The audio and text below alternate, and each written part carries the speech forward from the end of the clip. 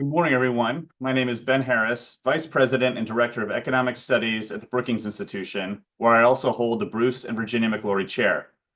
Thank you all for joining us today to discuss the evolving landscape of Russian sanctions and what comes next.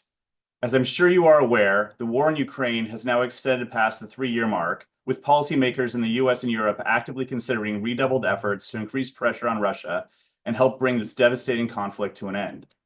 The sanctions regime we've built represents the most comprehensive economic statecraft effort against a major power in modern history. Yet we are witnessing increasingly sophisticated Russian countermeasures, including the deployment of a massive shadow fleet to circumvent price caps on Russian oil exports. This shadow fleet presents new challenges that extend far beyond economics. The advanced age of these vessels is raising serious concerns among maritime countries in Northern Europe about the risk of catastrophic oil spills, disasters that would carry both profound environmental and significant fiscal costs. Indeed, we are seeing policy innovation in real time as sanctions architects adapt to Russian invasion tactics, while markets grapple with the implications of prolonged economic warfare. The energy sector remains a crucial battleground, with European efforts to diversify away from Russian supplies fundamentally reshaping global energy flows. Meanwhile, questions persist about sanctions' effectiveness in achieving their ultimate objectives, even as they impose substantial costs on the Russian economy and constrain Moscow's military capabilities. All of this underscores a fundamental challenge in modern economic statecraft. How do we maintain and strengthen pressure on aggressors while minimizing unintended consequences for the global economy and our own strategic interests? As this conflict continues to evolve, it's crucial that we rigorously analyze the effectiveness of current sanctions, assess emerging risks like the shadow fleet phenomenon, and develop innovative economic statecraft strategies for the road ahead. That's precisely why we've convened today's program. Before we begin, we will share remarks from Senator Jeanne Shaheen of New Hampshire, a longstanding champion of Ukraine's sovereignty and one of Congress's most vocal advocates for maintaining robust support for Ukraine. I want to extend my sincere gratitude to Senator Shaheen and her team for taking the time to share her perspective with us today on the road ahead.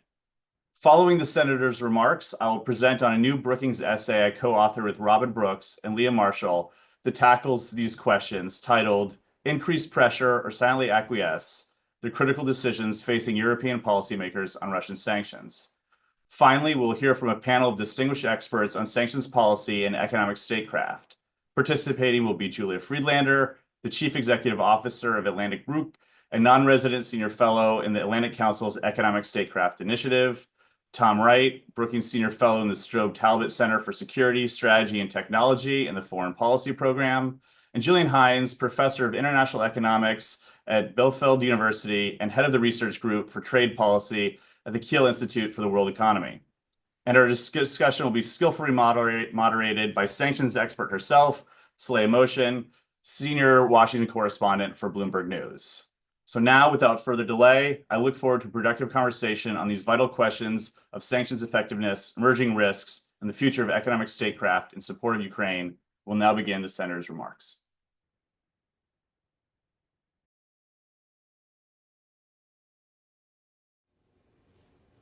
Hello, I'm Senator Jeanne Shaheen.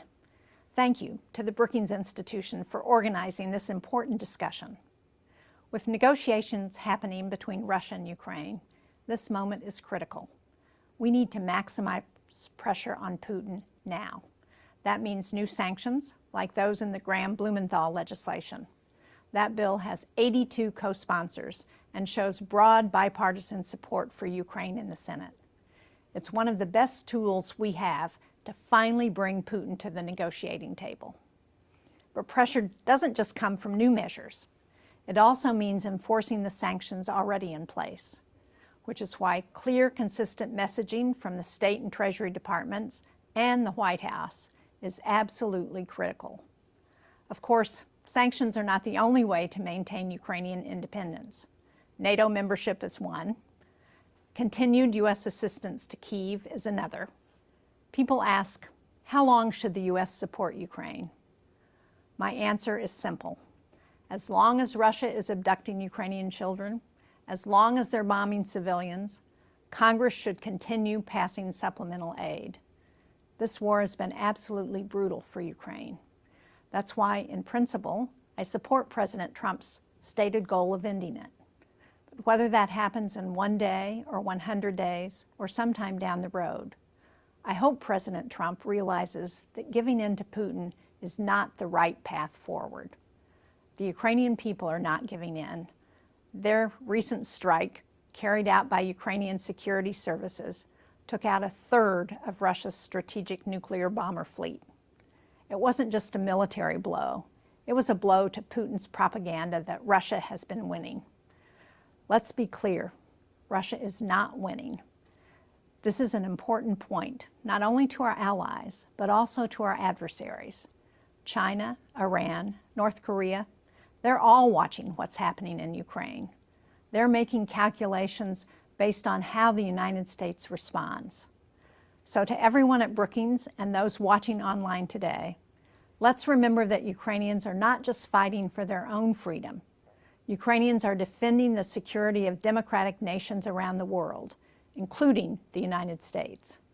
That's why we need to keep backing Ukraine and keep the pressure on Putin. Thank you all. Okay, so I'm going to start presenting on a paper we released this morning with my co-authors Robin Brooks and Leah Marshall. The point of this paper was to argue that Europe is at a crossroads with respect to sanctions on Russia, that the evolution of both the sanctions regime and Russian countermeasures demands a response from European policymakers and probably from policymakers from the rest of the G7. So next slide. So just to preview our conclusions from the outset, there's an ongoing race between the West sanctions and Russia's ability to rapidly grow the shadow fleet. This is very much a dynamic situation. It was not the case that sanctions were applied and then Russia chose a response and then we remained static. This is very much dynamic. Russia is adding shadow fleet tankers by the day, by the week, is getting better at countermeasures. Europe has been responsive with the sanctions, so it's an ongoing race. Basically, if you want to characterize the race, you can say the West adds sanctions as Russia adds tankers. That's very much been a consistent theme we've seen since the invasion of Ukraine. The West's willingness to supply Russia with aging tankers has been counterproductive, and we'll talk about how Russia has built up the counter fleet. Much of that has depended on supplies coming out of the West, particularly Europe, and in particular Greece. The building up of the shadow fleet allows Russia to circumvent some sanctions. This isn't to say they're ineffective. They are effective, but allows for the partial circumvention of sanctions. And also because of the age of the shadow fleet and the poor maintenance of the shadow fleet, there's an elevated risk of a costly oil spill. So in sum, the Russian countermeasures have offset the sanctions impact, and we believe that now is the time to intensify and expand sanctions efforts, and we'll briefly touch on those at the end. So next slide.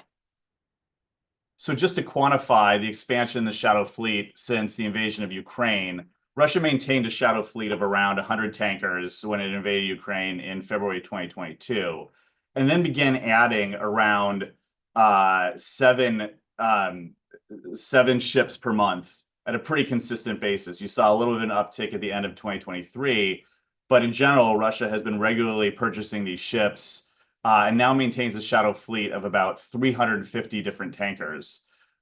Most of this is bad news. Not all of this is bad news. There has been a fiscal cost to obtaining 250 different tankers. That cost comes at around $10 billion. I think that's $10 billion that Russia can't spend on its military objectives. So it's not all bad news. But in general, this is not a good news story. So next slide, please. When we look at how Russia built up its shadow fleet, you can see that it relied heavily on the West to purchase many of those ships. So of the new shadow fleet, so this is from going from 100 ships to 350 ships, we dig in to the provenance of each tanker in the paper. We find that 28% of those ships came from Greece, 13% came from non-Greece European sources, 24% came from internal transfers within Russia, and 35% came from other countries. So of those 250 or so ships that were added, 71 came from Greece, 33 came from non-Greece Europe sources, and this has been entirely counterproductive to the effort. Next slide, please. So the good news is, if the bad news is that the West has been supplying tankers to Russia, the good news is that for the course of 2025, the Western sanctioning authorities, which is principally the UK, the EU, and the US, has been incredibly aggressive in sanctioning Russia. You can see that after January 2025, when you saw a lot of sanctioned takers coming out of the US Treasury Department, it was followed by sanctions in the EU and UK. The good news is that we're now close to 100% coverage in terms of some shadow fleet tanker being sanctioned by some entity. So we went into the new year with only 150 out of 350 shadow fleet ships sanctioned by any entity, or in other words, 200 were unsanctioned. Now only 27 are unsanctioned by any entity. That being said, next slide, please. Next slide. But that being said, the sanctioning of tankers has been piecemeal. And so if you think about of the 316 tankers that are currently sanctioned by the EU, UK, or US, only 43 are sanctioned by all three entities. 42 are sanctioned by the US only, 23 are sanctioned by the EU only, 34 are sanctioned by the UK only. So while the overall coverage by one of these entities is pretty good, aside from those 27 that remain unsanctioned, there's far from comprehensive coverage across the whole suite of ships. So next slide, please. And so it's our conclusion in the paper that this piecemeal response likely means lessened impact of sanctions. And so this is far from causal. This is not put in an econometric framework. We don't claim causality here, but it's still, I think, an important piece of data, which is it appears, just based on this simple characterization of the different coverage of sanctions, that multiple sanctions, when multiple entities sanction a ship, and when a ship is sanctioned by the US, that carries outsized impact. So you can see, for example, that the first three bars, which are when all three entities sanction a ship, when the US in isolation sanctions a ship, and when the US and UK sanction a ship, and then also the US and EU, it seems to have an outsized impact relative to being unsanctioned. And so we'll argue later on that one of the best things that can happen in the near term, and one of the easiest things that can happen in the near term, is that we get comprehensive coverage across the shadow fleet when it comes to sanctions. Next slide, please. Another characteristic of the current sanctions regime is that Russia has dramatically shifted where it receives insurance for the shadow fleet. And it's really, the word insurance is even questionable in this context. So in general, prior to the invasion of Ukraine, most Russian oil was being carried on tankers that were insured by the extremely reputable P&I clubs in the IG. Much of those are housed in the UK, and no one questions the credibility of this insurance sector. You saw over the course of 2023 a fairly dramatic change in the sourcing of that insurance, where now the shadow fleet is largely insured by Russian sources. There's real questions about the ability of this insurance to pay out at all in the event of a spill. I'm extremely skeptical. And so, as we also argue in the paper, not only do these these aging tankers present a spill risk for Northern Europe, but also a fiscal risk due to the outsized costs of cleaning up a spill. So next slide, please. So Russia's countermeasures have meant that the discount on Russian crude has been falling.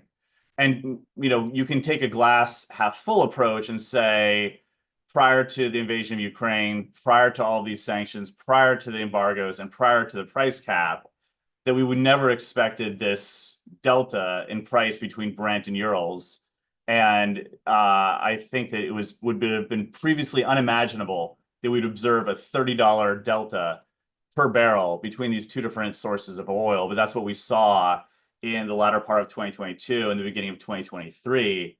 And I think that led us, when I was an official at the US Treasury Department, where I was Assistant Secretary for Economic Policy, to conclude that the price cap was a success at that time. And indeed, there's still a delta between the price of Brent and the price of Urals. That delta has shrunk to around $10 per barrel. The reason it's shrunk from 30 to roughly $10 per barrel is because Russian countermeasures have been effective. Chinese and Indian buyers have less leverage to negotiate these massive discounts than they did at the onset of the war. And so I think it's incumbent upon policymakers to try to extend that discount as large as possible. Next slide, please. So as Russia has generally maintained its production of oil, and the delta between Brent and Urals has closed, Russian revenues from its oil trade have largely stabilized. I think the key point in this chart is looking at the orange bars, which show the monthly revenue from the oil trade. And you see that dip at the beginning part of 2023 when the price cap was most effective. But in general, just looking over the past 3 years, Russian revenue from oils have been relatively stagnant and constant. And from that perspective, I think the sanctions regime has not achieved its desired objective, which was to drive down revenues as much as possible. And so I think all this evidence cumulatively means that more needs to be done on the sanctions front. Next slide. So we also argue in the paper that there's a real risk of potential spill. It feels like not if, but when. The age of the tankers in the shadow fleet is disturbingly advanced. The fleet is remarkably old, with over 90% of its constituent ships aged 15 years or older, and roughly half aged 20 or older. The average age of Russian shadow fleet ships is 18.9 years compared to the 2024 industry-wide average of 13.2 years. And just so people know, there's an increased risk of structural failure after 15. So the fact that the average age of the Russian shadow fleet ship is about 19 years old, that's the average age, and many ships are much older. Some are 25, 26 years old or even older, is real cause for concern. And the largest tankers in the shadow fleet, which we show in the paper, the VLCCs, have an average age of over 20 years. I truly believe this is a question of if, not when we're going to see a disastrous oil spill. Next slide, please. And just for context, a spill by a Russian tanker could be absolutely catastrophic. We show in December 2024, here's the Russian oil spill in the Black Sea. So on December 15th of last year, 2 Russian tankers ran aground in the Kerch Strait in the Black Sea. The ensuing oil spill led Russia to declare a state of emergency. Senior scientists in the Russian Academy of Science described it as the most serious environmental catastrophe in Russia since the beginning of the 21st century. It was a big deal, but it was tiny compared to the potential. So the first bars, you saw the spill in the 2024 Black Sea. The next bar compares it to Exxon Valdez. The purple shows the capacity for a spill. The yellow shows it was actually spilt. The Exxon Valdez, when you had that spill, was only 3 years old. That may have led to much less than the full capacity being spilt. We show the capacity of a typical shadow fleet ship. So even if you saw a quarter of that capacity, a third of that capacity, that would compare to the Exxon Valdez. It could be substantially worse. And so one of the points of this paper is to sound the alarm bells around the potential for this devastating spill, which, by the way, would not just be environmentally costly, would not just have fiscal costs for Northern European governments, but would also disrupt trade severely and just, potentially cause an economic downturn depending on the magnitude. So next slide, please. And I'll just conclude with this before I turn over to Saleha. Europe can take action. And so we recommend 4 distinct steps in the paper. The first is to subject the shadow fleet to comprehensive sanctions by increasing the overlap between the US, UK, and EU sanctions. We actually go through in each one of those roughly 350 ships. We list the IMO, we show who hasn't sanctioned them, who else has sanctioned them. I would encourage policymakers to take a look at it. We've tried to do the homework. We know that there's constraints on the capacity to levy sanctions, So we tried to be constructive here, but we went on a ship-by-ship basis and described where we think additional sanctions would be helpful. The second thing that Europe can do is prohibit the sale of tankers to shady third parties to stem the flow of European tankers into the shadow fleet. As we discussed earlier, roughly 100 ships currently in the Russian shadow fleet have European origin. I think 71 come from Greece. Let's shut down that trading path right away. The third point is that demand sufficient insurance for tankers passing through EU waterways, making sure to verify the legitimacy of supply documents. There has been an increased effort to track whether or not the ships traveling through European waterways do have the sufficient insurance. There's somewhat opaque information around this. My reading of it, my co-author's reading of it, is that a lot more could be done to ensure that sufficient insurance is covered. This has a lot of different positive impacts. One is it'll cost more for Russia to actually obtain legitimate insurance on their tankers. Two, it probably means that those legitimate insurance companies will not provide insurance unless A, Russia is trading beneath the price cap, and B, it's using safe tankers for passage. So that's probably the most important of these four different proposals, is that European policymakers demand sufficient insurance for these tankers. And I'll just conclude with this. I spent a lot of time with my Treasury colleagues and colleagues in the White House helping see the construction of the price cap on Russian oil. For a long time, I felt that the price caps were appropriate. Now I think it's time to explore lowering the price caps on crude and refined products. So technically there are three different price caps: one on crude, one on high value refined product, one on low value refined product. But the combination of lower market prices for energy and the fact that I think the environment is riper now for lowering the price cap, there's much less threat of a Russian shut-in. It's showed a revealed preference for continuing production. The Russian economy is much weaker today than it was 2 years ago, so Russia is more vulnerable. And also, I think that the supply and demand dynamics for the global energy market are more favorable now. You've seen a reduction in the increases in demand, and global supply is more plentiful than it was. So I think the time is ripe to consider lowering the price caps on crude and refined product and targeting current market prices, or probably substantially below, so potentially to $50 per barrel in the case of crude. We think that all four of these measures would be constructive and would help tighten the screws on Russia even more. So with that, let me just turn it back over to Saleha. Good morning, everyone. I'm Saleha Mohsen, Senior Washington Correspondent for Bloomberg News. We just heard from Senator Shaheen about the need for more sanctions, and Ben Harris of Brookings about how current sanctions regimes have played out, and some policy recommendations to cope with what may be ahead. I now want to turn to our panel for a discussion on the complexities of the topic that we have at hand. With us today, we have three terrific experts. To briefly reintroduce them, we have Julia Friedlander, CEO of Atlantic Brücke in Germany, Thomas Wright, a senior fellow at Brookings, and Julian Hines, professor of international economics at Bielefeld University. I'm going to kick us off as a reporter with a round of questions, but viewers can submit their own. You can email events@brookings.edu or ask on X using #sanctions.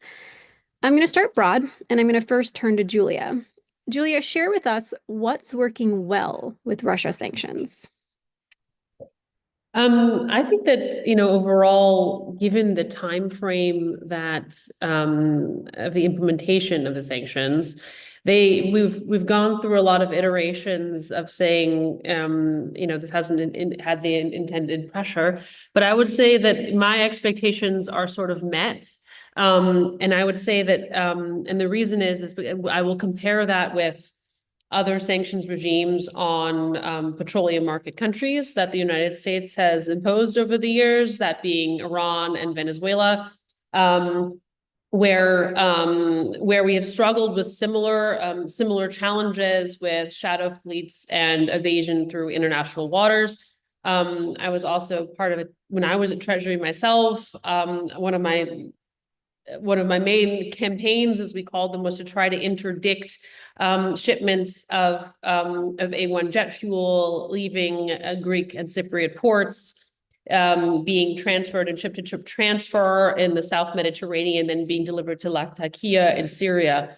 And that was hard enough to handle because of the ship-to-ship transfer in the international waters, but the distances were incredibly short, and we were leaving a European port and going to to a jurisdiction that was sanctioned 6 ways to Sunday by all authorities, and that was hard enough. Okay, and we followed them step by step. We interdicted some of them when they were still in Greek waters or Cypriot waters, but I would say that 75% still went through. So when it came to Venezuela and Iran, at the end of the last Trump administration, when I was back at Treasury, we tried to stop shipments going from Iranian ports to Venezuela. Again, one completely sanctioned jurisdiction to another completely sanctioned jurisdiction. And and of course, we encountered the same problem. So the fact that the Russian case is turning out to be a similar set of factors means that I'm not entirely surprised. I think it shows the limitations of using a financial measure to stop a physical thing, and therefore I think that the demonstrations of the sort of limitations on Russian revenue. Yes, we would have hoped that the price cap would have taken a bigger cut on the overall Russian revenue. But again, like, it was an experiment in and of itself to try to design these measures. And so in that sense, my expectations are met because I didn't have high expectations of success in the first place. Overall, on the sanctions regime itself, we tried to stop a war in its tracks in the time frame that we thought that the Russians would win and the Ukrainians would lose, and that was 3 days, right? That was the initial, after the initial intelligence success of previewing Russia's invasion. The intelligence barrier was thinking that the Ukrainians were weaker than they were, and the Russians were stronger than they were. And so we entered this long phase of muddling. Right? Are we going to escalate here? Are we going to escalate here in military assistance and in sanctions? And essentially, and I mean, I'll say this, there was a strategy because there was no sort of timing, right? We had the 3-day timing. We're going to pull out all these measures if possible to try to stop an war in its tracks in the time that it takes for tanks to get from the Russian border to Kiev. But after that, it was all a bit of a guessing game. And so when I look at the suggestions that Ben and his colleagues put forward, in line with I think that with the Senator Graham's bill, we do see an opportunity to realign strategy with negotiations, and we'll see where that goes. Well, we are going to talk this morning a little bit more about the bill that's being proposed by Senator Graham and that Senator Shaheen just touched on. But before we get to that, let's talk a little bit more about the existing sanctions regime. Julia touched on a little bit of what's not working, but Julian, if you can dig into that a little bit, specifically the Russian attempts to work around sanctions that have intensified and how maybe you think that those have panned out for Russia, for the West, and for the oil market. Yeah, thanks. Great question. And I also want to thank Ben for this report, which I think really summarizes very well what the sort of state of affairs is when it comes to sanctions on Russia. I think what from a European perspective, what's always interesting to see is how there was now this change in you called it strategy, maybe between the Biden administration and the Trump administration. I think there was already quite a bit of lack in coordination between for sanction packages from both sides of the Atlantic before. And my reading is that it definitely has not gotten better with the new administration. So I think one thing that is not working really right now in terms of policies on the table is that the EU has proposed another round of the 17th round of the 17th sanctions package now. which does add a couple of new burdens, but I think the real strength of these sanctions would really only materialize if that were properly synchronized with the Americans. And so there was this example given on the Shadow Fleet, where there's actually I think it's a surprising lack of overlap between those vessels that are sanctioned by the Europeans and those that are sanctioned by the US in particular. So I think that, and there's just, it should be quite easy to do. No, I think that this should be a no-brainer, I think, to handle, because that would increasingly make it more difficult for the Russians to ship oil to other places, even though now there have been these other places, these other options of insuring, in air quotes, these tankers in other jurisdictions. But those are really aren't recognized by at least by European law, from my understanding. So that's oil, and I think the second big part would be gas. And I think here the as we also saw in the report, is that, if you remember that nice chart where Russian revenue is coming from, you see that this orange part, the oil part, has been reduced quite substantially over time, and we've been talking about the Shadow Fleet. But if you look at the blue bar, that's the non-oil, the gas revenues, they are, let's say, surprisingly stable. And so this is, I guess, the obvious point of action where one should go. And here the EU really has to look at itself, because there are still a number of EU countries that import a lot of gas from Russia. So this is still by pipeline. So the massive pipelines through Ukraine has been shut down for years now, and then same for Nord Stream through the Baltic Sea. But Hungary and Slovakia still get significant gas from Russia through pipelines. And on top of that, we actually saw an increase in LNG shipments from Russia to European ports. So I think this is, it really, this lays open that there seems to be still some policy conflict internally over, how hard should we get at Russia. And so I think this is, the EU now proposed some first steps in reducing these links in gas imports, starting at the end of 2025 with spot markets, and then the longer running contracts towards 27. But that, to my understanding, still needs full unanimous approval from all EU member countries. I'm not entirely sure how you get that with Orban and Fico in Slovakia. Tom, I want to come to you. Despite extensive sanctions on Russia from the West, Russia continues to be able to finance and sustain its war against Ukraine. What do you think are the key reasons that the current sanctions haven't altered Putin's calculus?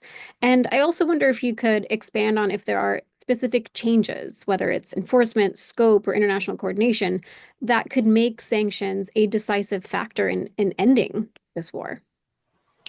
Thank you, Saleha. And I just want to say I thought Ben's presentation was terrific, and I learned a lot from it about how we can strengthen the sanctions further. I guess when you look back, what's been done from the start on sanctions, I think, has been extensive and far beyond what anyone expected at the beginning, partly because we didn't expect the war to go on as long as it did. But what also, I think, surprised us was Russia's resilience and ability to adapt and to evade and to cushion the blow, of the sanctions. And they did this, I think, for a few reasons. One was that Putin, has been preparing for a confrontation with the West for some time, and has been obsessed by this idea of resilience and of more sort of independence from, the global economy, with, different measures he put in place on stockpiles and the financial side. And I think that helped him. The second thing was they were pretty good on the central bank side, just as a policy matter of basically playing a bad hand reasonably well.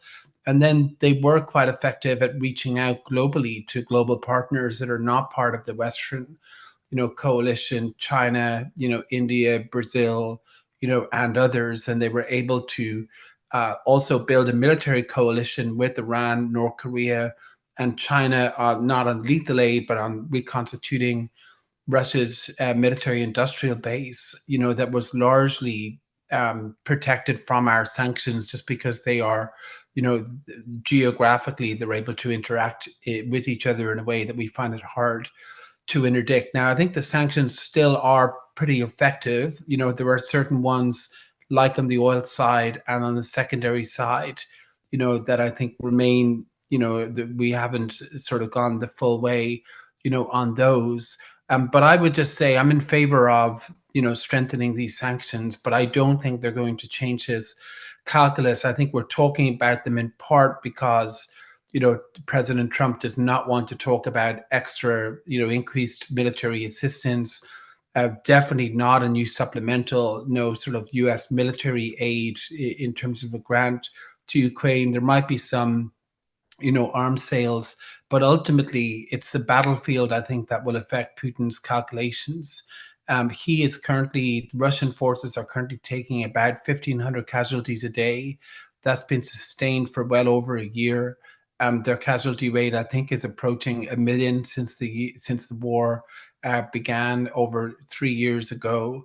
That I think is the vector of pressure that probably matters the most. If Putin believes that the United States is going to continue to support Ukraine, even if it's at a lesser form than before, and that he's unable to make gains territorially on the battlefield, and that he's going to be paying the price of 1,500 casualties every single day, which is, basically in Afghanistan for them every month or two, then I think maybe he will negotiate. But thus far, I think he believes, that the United States is going to give up and sort of pull back, and he's trying to sort of run out the clock and see, if he can, continue to push. And then if that support is withdrawn, then Ukraine will be in a weaker position. So I think the sanctions are good, but it needs to occur in tandem with continued military support in cooperation with the Europeans. Julia, you touched on this earlier, but explain or lay out what the main political obstacles in Europe are for pursuing additional sanctions.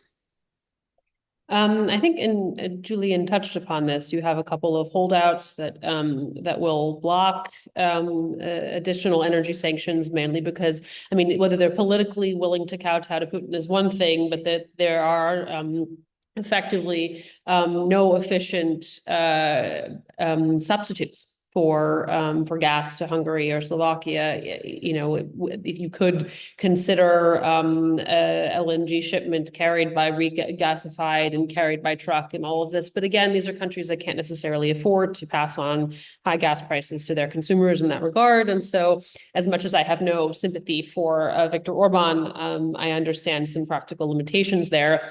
I have less sympathy for France importing oil through third parties.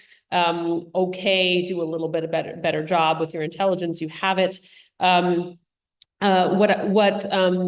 one thing that I think is worth noting, and that accounts for the discrepancies in who sanctions what, which is always the hurdle that the Europeans have, is that your evidence base always has to be relied on public information. So whereas the US and now the UK can use classified information that is then accessible to classified courts for review, the Europeans have to use things that you get off of ship trackers, public available ship trackers. And so that will keep that accounts for this lack of for the Venn diagrams that the paper shows. And so we've gone through a lot of iterations of trying to declassify information for the Europeans to use. I have no doubt that my colleagues, my successors are doing this, continuing to do the same thing, but it's hard work.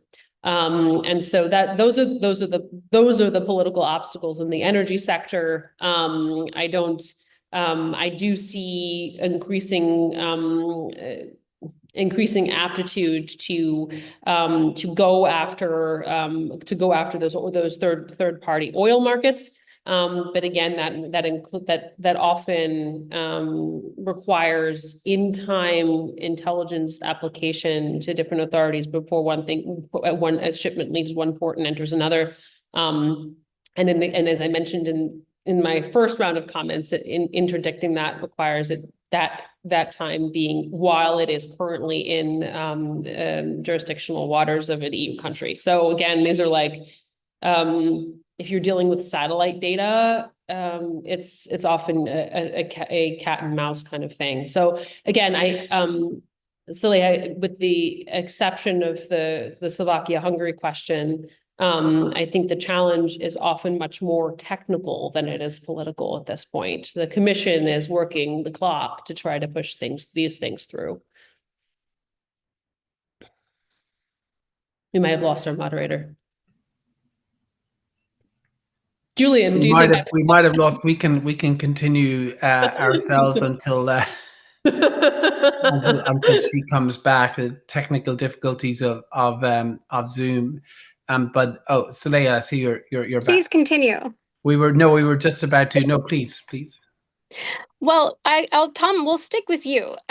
There's a lot of talk about how the oil production and flows have affected the efficacy of sanctions, how aggressive countries are willing to go. We've talked a little bit already about the oil price cap. One question that comes up a lot is that the EU, the UK, the US import little or no Russian oil, but the economies are still exposed to Russian oil production. Can you explain why that is and also how that factors into what might be ahead in terms of more sanctions from Europe? Yeah, I mean, others might be better placed to answer some of the technical details, but basically, Russian oil is not obviously coming to us. It's going to, India, China, elsewhere. It's a global market. The Russian oil on the market affects the price of it. And they, as we already talked about and heard about in Ben's sort of presentation, we have this oil price cap, which basically limits the price at which which countries can buy oil from Russia, but there are big issues with enforcement of that, and obviously with the shadow sort of fleet, and so it's a little bit of a whack-a-mole, I think, with them on that, unless you were to actually go after, the oil barrels themselves. I'm in favor of, energy sanctions, but I would just sort of say that I think, and when I was in the Biden administration, I think we got hit on this a bit in terms of why not do more, on the energy piece. Like, we're managing a fairly, complex coalition of countries and a domestic basis of support for Ukraine that I wouldn't say is fragile. I think it's pretty broad-based, but in terms of how the politics nets out, it is pretty fragile because of the way in which the Republicans in particular sort of need to have their sort of fringe on board to do anything. So if you were to have a vote on a supplemental in Congress, it would pass overwhelmingly, but we won't get a vote because it won't be put forward because of opposition, on the Republican side. And so one sort of question is, if we were to take action that was significantly to increase the price of oil, like, would that reduce the domestic and international coalition, to support Ukraine?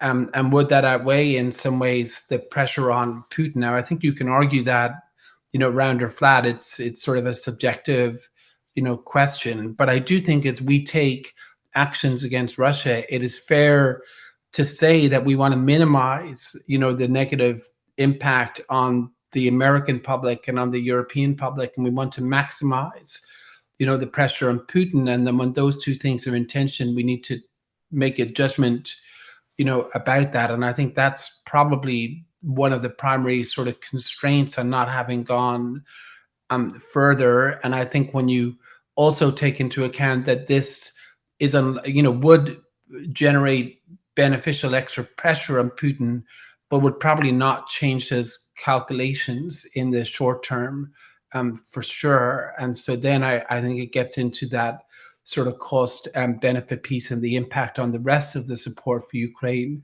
which, as I mentioned before, I think is critically important. Let's switch for a bit here to the US-EU relationship.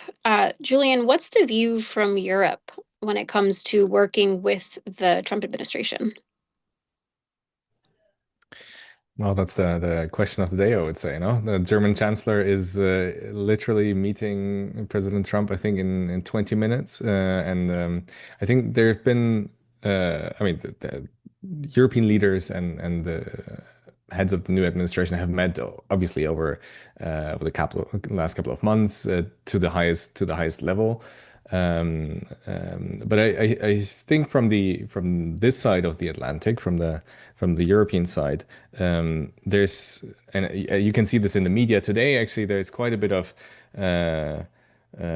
anxiety, nervousness about, how could this play out? And I think this in itself is something that is not helpful, because there used to be a time when it was entirely clear that when a German chancellor goes to DC, then it's going to be productive, it's going to be a welcome mood, and at least the reading from this side here is that, hopefully it's that way, but there's quite a bit of downside risk to that. And I think that has its that sort of trickles down to the levels of government where the actual policy coordination takes place. And that, I think, is definitely counterproductive for joint efforts like the one that we're discussing here.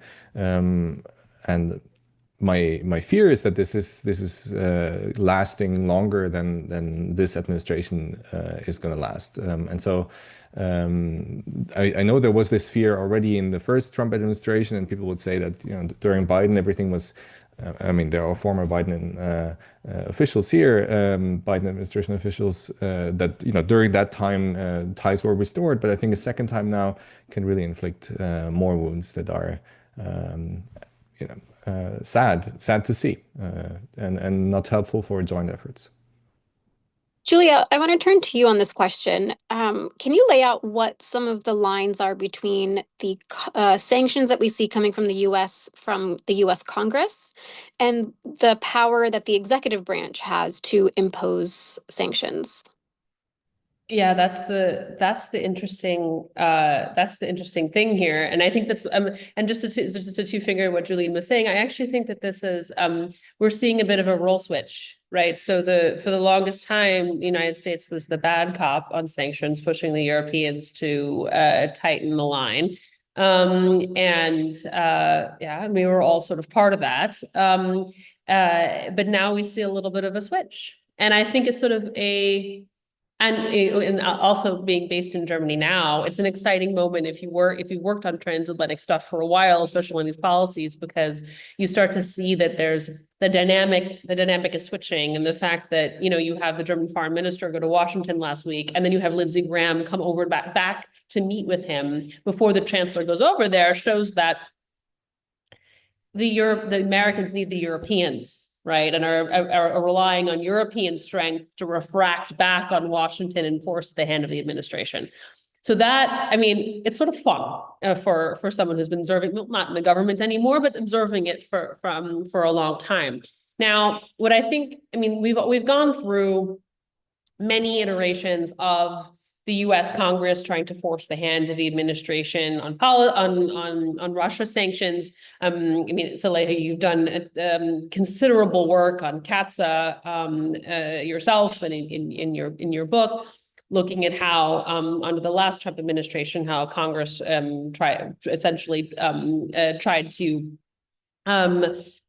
to force the hand of the administration on a different host of Russia-related issues, right? That are now ancient history.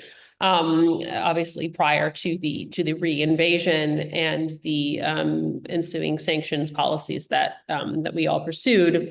It's an interesting dance. I think that the one issue that has been bandied about, is whether there's the national security exemptions that are usually built into these policies that give the administration a lot of leeway to interpret the language as what you want, right? So there'll be something that on the top that says subject to national security considerations.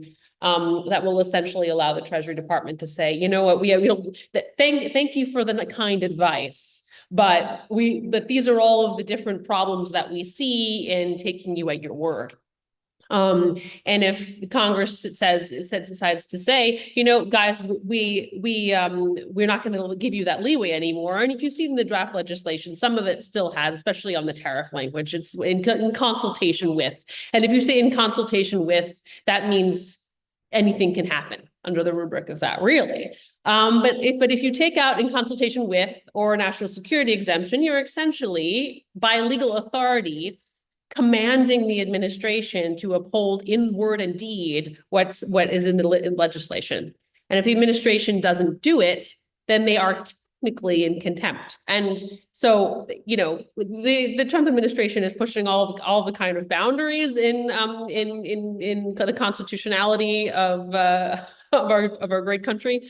But this is an interesting one because and I wouldn't be surprised, right, if there's, there are going to be a lot of backhanded conversations saying, okay, go ahead, force our hands, or the Europeans saying, go ahead, force his hand, right? And all of that is going to be firing in every which way direction. And so, as a Treasury Department official, if you were to receive something without an exemption that essentially says that's the law, right, and that has to be transcribed from legislation into implementation in the executive branch within the time frame that is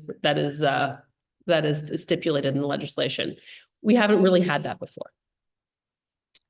I just want to remind the audience that you can email events@brookings.edu right now if you want to submit some questions. Also, you can post on X using #sanctions. I want to ask, Julia, we'll stick with you. There was a CODEL in Ukraine earlier this month. There's bilateral efforts underway on the Hill. Maybe the GOP looks like it will enact a sanctions bill regardless of what President Trump really wants. Do you see this happening? And do you think that if it does, it's a resurgence of congressional power when it comes to sanctions? Yes. I do. I do think that. I think that that's the one area where Congress will essentially agree to force the president when they know that they would not get it, as you mentioned earlier, not get a majority to demand increased military assistance. And then if you can do that in conjunction with increased assistance coming out of Europe, it's actually not a bad quid pro quo, but it's kind of the opposite of what we've had before with the Europeans. So I do think, yeah, and I don't know. I mean, I'm here, and I'm not following the congressional ins and outs as much as you guys are in Washington, but it does seem like it could be a toe in the water to say, if we were able to force the administration's hand on this and they comply, what else can you force them to do? And my assumption would be that bleeds over into the trade space, where a lot of people on the Hill are abrasive with the invocation of IEEPA for tariffs, and would surely put a lot of political weight behind court decisions regarding the suits over the reciprocal tariffs. Could have a lot of downstream effects.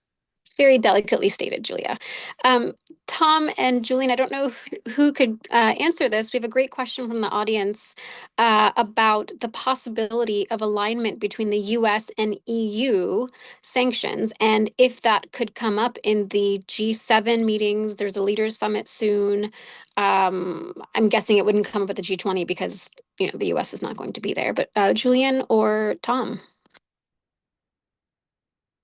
I'm happy to start. I mean, I agree as well with what Julia said. I would just add, though, I think we just don't know how serious the administration is about this, and there's pretty good reason to believe that they're not actually serious about it. There was a report yesterday that President Trump had asked Congress to pause on the sanctions. He has said he would look at sanctions if Russia is not going to negotiate seriously. It's unclear to me if that's just a way of switching the conversation away from, from the military support, and he's sort of saying, I'll look at that, and he has this constant thing about 2 weeks' time, in 2 weeks' time we'll have a better sense of what's going on. And there's been almost no evidence from Congress, from congressional Republicans, that despite their real misgivings about many aspects of what he's doing, that they're willing to actually really stand up and push back against him if he is taking a firm stance. I mean, that's especially true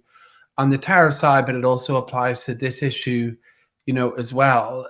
So in terms of your question, at the G7, I mean, that would suggest that it's a pretty sort of, working meeting where all sides are pretty serious about coordinating and cooperating together on shared challenges. And I really hope that's the outcome, right? But I think it's much more likely to be sort of the Trump pageantry of, some drama, some brinksmanship over some relatively symbolic, issue, and then we won't actually see, real progress on this. That would be my expectation. But yes, if there is coordination between the EU and the US on this, I think it will have an effect, not just materially, but I think psychologically and symbolically, it will send, a pretty powerful message. But again, like he has been very reluctant to even just call this out, like even just to say, rhetorically, he could just say Putin is the problem. It's his maximalist goals that are a primary obstacle to peace. We are, going to put increased pressure on Putin, and we are going to continue to support Ukraine, until which time, that they are willing to seriously negotiate. That will cost him nothing, but, he's been unwilling to do that. So it just makes me a little sort of skeptical, that we're on the brink of sort of a new sort of move in sanctions, much as I would like that to happen. Julian, would love to hear from you. Yeah, and just to add, I think there's a big chance that at the G7, when there is talk about this issue, that there's just an agreement on sort of the lower bound, as an economist would say, on what's possible, and the least common denominator. And I'm not sure whether that's the thing that is gonna then eventually going to be implemented, or whether the Europeans would then go beyond that. Coming back to what Julia said about the Europeans currently being the pushy ones when it comes to new measures. So I'm not sure whether that's sure there may be a common understanding on some high level language, but what that effectively means, I think, is something different. One question that comes to mind is why even issue more sanctions if they've made Russia more reliant on the Middle East and the East? I don't know who wants to take that one. Maybe I can jump in right away. I think if you're, I mean, just look at Russia's geography, economic geography. I think it's pretty clear that the natural trading partners, the natural partners to interact with are the Europeans, and so everything that goes beyond that is just more costly than the natural alternative. That's Western Europe, and I think so. There have been numerous studies. We've worked on some of those that show that at least when it comes to sanctions on trade sanctions, then the bulk of the effect that you see on the Russian side is imposed by the Europeans. So the US, before the sanctions were imposed, the trade between the US and Russia was about the same as trade between the US and the Dominican Republic, just to put that into perspective, right? And so the main trading partner of Russia was the EU. And so if the EU does something, then that has material, real effects in Russia. And I think that means that they're the ones imposing huge costs. This is a little bit different, obviously, when it comes to financial sanctions. But so a big part of the cost put on Russia is coming from the EU, and the alternatives that Russia has are very clearly second best. And so I think that in itself says quite a bit about that sanctions do matter and that they do bite. Julia, you and I have talked about this, over coffee and lunches. Come in here. What do you think about just the broad efficacy of sanctions question? I mean, I think the question is whether, I mean, again, the time frame that you use them in, right? I mean, every country is going to find evasion in one way or another and help absorb the costs. I think when it comes down to, I mean, the Biden administration and the Europeans avoided the secondary sanction third party question for forever. I mean, and I understand why, right? You don't, I mean, these are countries that you're trying to get politically on side. And you have like 1,000 other issues to deal with India, right? And so we're gonna, is this really the place that you're gonna, the place that you're gonna put the axe in your breast over Russia sanctions when you want to have a bilateral trade agreement, or anything that you might be pursuing with the quote unquote world's greatest democracy, or largest democracy. So I can see sort of on the scale of priorities that countries did not want to pursue going after those third parties. That's what you're going to have to do now. I don't see, I mean, if you want to take a hit to Russia's bottom line, I really don't think that that tightening the price cap or some of these insurance policies is going to make the deal. If you really want to force them to a negotiating table through a combination of sanctions and military assistance, then you have to put your money where your mouth is and say, when we have evidence that the Chinese and the Indians are importing from these particular sources, we're going to sanction that, and go after it there. And it's a cat and mouse game, and you have to then say that this is the highest geopolitical priority that I have right now. I just don't know whether, when it comes down to it and everybody looks themselves in the mirror at night, whether that's true. And so that's the $1 million question. I don't think that these measures are inefficient in and of themselves. But if you're moving physical things around the world, there are going to be thousands of ways of going around them over time. This is why the Biden administration, colleagues of mine, they spent a lot of time going to the stands, with success, giving and passing information and saying, why are there suddenly 500,000 BMWs in Bishkek, right? And so if you're going to devote the personnel resources to that, you can bite away at it. But I certainly don't see the Trump administration now putting the effort into doing that if they have the people, because they're all resigning anyway. So again, this is a lot of this is going to come down to whether European governments are going to step up to that. I also don't, sitting here in Berlin, they don't have the resources to go follow the BMWs either.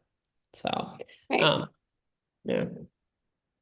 We have a question from the audience about the shadow fleet ships, and in his presentation, Ben Harris talked about this. There's a great portion in the report that him and his authors just put out with Brookings that's worth a read. The question is if we could discuss the possibility of pressuring insurers to consider the shadow fleet ships to be uninsurable and refusing to cover them, if that's basically a tactic. I don't know which of our panelists wants to jump in on that. Julian, I will pick you then. Now, maybe you should ask legal experts about this, but my understanding is that these are largely not insured by. I mean, that's one of the levers of making them the shadow fleet in a way, and so is to not insure them in standard. With the previously mentioned mostly UK-based ship insurers. And so I think there are other measures that have been discussed, which would be more which could really restrict the movements of those ships a lot more. I mean, there's the Baltic Sea, and every ship that passes through wants to reach Russia from the Atlantic passes either through that bridge between Sweden and Denmark, or through the Kiel Canal, just up the road here. And so there would be ways that have been discussed to severely restrict movement of those ships. Then again, I think that there's serious concern, and I think valid concern, that doing that would could embolden other actors, international actors that are not that friendly to the Europeans, or could not be friendly to the Europeans, may do similar things in the future, and sort of try to restrict movement of commercial vessels in other places of the world. So I think that's a bit that's my understanding of the conversation. But I see Julia maybe has a slightly better take on this. No, I think that's absolutely right. And I don't know exactly, I mean, again, you have to look at the geography there, of whether you're going to catch some boat in Danish territorial waters, or I mean, probably you might, but you're right. I think, I mean, again, it comes down to this sort of whether other, and I wonder whether it's sort of this, the Houthis are already doing what they want to do, and there are terrorists in the Straits of Malacca as well. And are they really, these guys really saying, oh, well, the Americans and the Europeans did it, so now I get to do? It's almost like, I sometimes think we impose sort of a normative framework on others who aren't necessarily very law-abiding in the first place. But again, the insurance, if you have Russian providers providing the insurance, they don't have control over that. So whether the Russians pay back their own the Russian insurance providers pay back their own government, it's not our problem, or we can't control it. Another question from the audience, and Tom, maybe I'll bring this to you. We haven't talked about secondary sanctions. Is there any scope for the Trump administration to turn to those more forcefully to constrain Chinese or other third-party country support for Russia's defense industrial base? Yeah, I think there is, if it's in a pretty targeted way. I think as it's sort of envisaged in the Grain-Blumenthal bill, or on the 500% tariff side on countries that basically trade with Russia on energy, I think a very broad-based thing would be pretty difficult to implement. I would question whether there would be the will to do so. And then Julia, I think, rightly raised, with a country like India, there are other equities too, and those of us obviously working on Russia, Ukraine would like to see that as a pretty high priority, but the Quad and its role in the Indo-Pacific is, arguably a higher priority. So the question is, are you going to, burn all of that because of putting an additional sort of vector of pressure on them and on Russia, in its war? But I do think on the banking side in particular, I think there are ways to, and we started that, I think, in the Biden administration, but I think there are ways to send signals to Beijing in particular that basically act as a suppressant, right? And what we sort of saw was that China was quite worried about working with Russia to circumvent our restrictions on financial cooperation and bank-to-bank cooperation, because they didn't want to be hit by secondary sanctions. And the Russians wanted to sort of test the line, go up to the line, put a toe over, put a foot over, see what they could get away with. But Beijing was actually pretty risk averse in testing that, and so I think there are ways on the margin to sort of use that tool to suppress some Russia-China cooperation, particularly on the financial piece. I think overall secondary, like just the sort of blanket, secondary sanctions would be very effective, but I think it will be hard under a pro-Ukraine internationalist administration, to do that. And I think under this administration, it will be even more difficult. But I do very much agree with Julia and Julian that I think, we're in the world now where, to increase sanction support, that's sort of what we have to look at. Like, we have to look at the energy piece. We have to look at the secondary piece. I guess I would sort of favor, significant but still pretty targeted measures rather than very, very blanket measures. Not because I don't think the blanket measures will be effective. I just don't think they will be enforced, and I don't think they will be, adopted. So I think sending a signal from this administration will be important. The final thing I would say is, we haven't really talked about this too much, but one thing is, that it's good just to keep the sanctions we have, right? Like this administration proposed, basically unilaterally lifting all sanctions, which I think would be catastrophic after a ceasefire, any type of ceasefire. And they were sort of looking for any type of opportunity just to go back to, the pre-war situation, or even beyond that, with Russia, to have much greater ties and to give a green light to Beijing and to others to cooperate more fully with Russia. And I think that would be a mistake, because I think some of these sanctions are important just on the Russian military to continue as long as they're aggressive in any form, and some of them are important, to create an incentive for the next Russian leader, if they're actually willing to really settle the war in terms of territory and recognition of Ukraine as an independent and sovereign country. And so one of the silver linings a little bit to everything that's going on, I think, is that they may or may not adopt new sanctions, but I think they're less inclined to actually unilaterally lift the ones that they have, that I do think are important. Well, let's wrap up what we've talked about here a little bit. We've heard about the challenges within the EU, the obstacles in a EU and US partnership, and some of the considerations from the oil sector. We've talked about Congress's role versus the White House's role.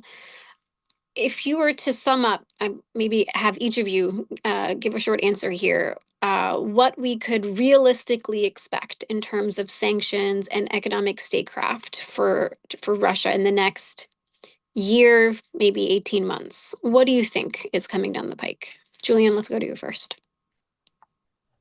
I think there's going to be more from the Europeans, because, as we said clearly, they are the ones really advancing those measures right now, and I think they will be. So there will be future sanctions packages, and there will be efforts to really decouple in terms of gas from Russia, to the degree that that's politically feasible, physically feasible, as we discussed earlier. And so I think that's what the Europeans are going to be doing. And I think the Europeans are sort of going to watch how far along the US is gonna go, and would take it independently if the US does not continue this route, I think. Julia? I think we'll see some of the language on using tariffs as a measure and response. I mean, again, there's a reason why the bill has tariffs versus secondary sanctions built into it, because it plays into this whole mess of who's sanctioning China under what legislation and how, and especially if the IEPA reciprocals are, and some of the 232 measures are challenged in court. You can tariff China based on a national security priority like Russia sanctions evasion. So you'll be getting at some of the same entities that would fall under what USTR has been trying to do in other regards. And so I think that could be a nice little do-si-do between the China hawks and the Russia hawks and the trade hawks. So that I think that I would predict will come in some form out of Washington. And I imagine that I agree with Julian that we'll see piece by piece continuing escalation on the European front.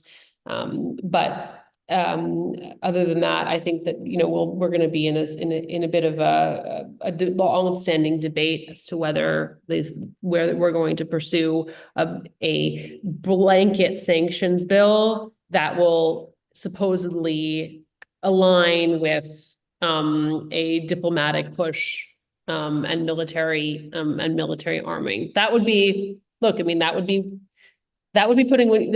your money where your mouth is, right? If you want to really force Putin to a negotiating table, the president can say nice things and pretend to not ascribe blame and instruct the U.S. delegation at the UN not to vote in resolution. Fine, that's nice.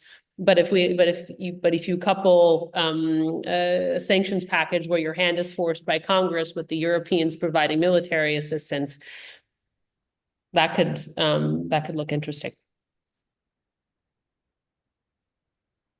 Yeah, I would just add, I mean, I agree with all of that, and I hope it happens. I mean, I would just add a few things that are a little tangential, but I think are important. I mean, I do think Europe will act more, but I think it's important that they move on sovereign assets, in the next year or so. I think we've been pushing them to do that. I think there's been pretty stern, resistance. I do think that this is absolutely imperative in the medium to long term, and probably better sooner rather than later, that can be used to send a signal to Putin, used for critical needs inside Ukraine, but also be used potentially to buy US weapons as well, because Europe simply won't have the weapons that it needs to deliver to Ukraine in the very, in the short term, in the short to medium term. They won't be able to generate that capacity. So I think that's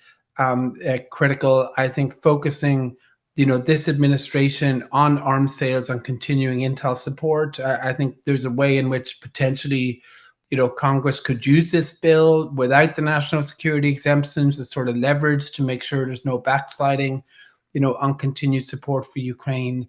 And then I think to find sort of increased ways of coordinating or increasing coordination with Europe, as Ben was sort of talking about earlier on the Shadow Fleet and other existing, tools, I think will be critical too. But ultimately, the name of the game here is trying to change Putin's calculation to shift him off his maximalist objectives to ensure that he can negotiate in any way seriously. Like, he rejected the Trump plan, which is very tilted in favor of Russia. He even rejected that. And so I think we need to look for every vector of pressure we can find and to impose that in a coordinated way on him, alongside negotiations, to have those two things in parallel track if we're to have any hope of success. So more sanctions expected. Well, I just want to thank our panelists, Tom Wright, Julia Friedlander, and Julian Hines. Everyone should look up their work. And also a thank you to the Brookings Institution and Ben Harris for organizing this, and to our viewers for their engagement.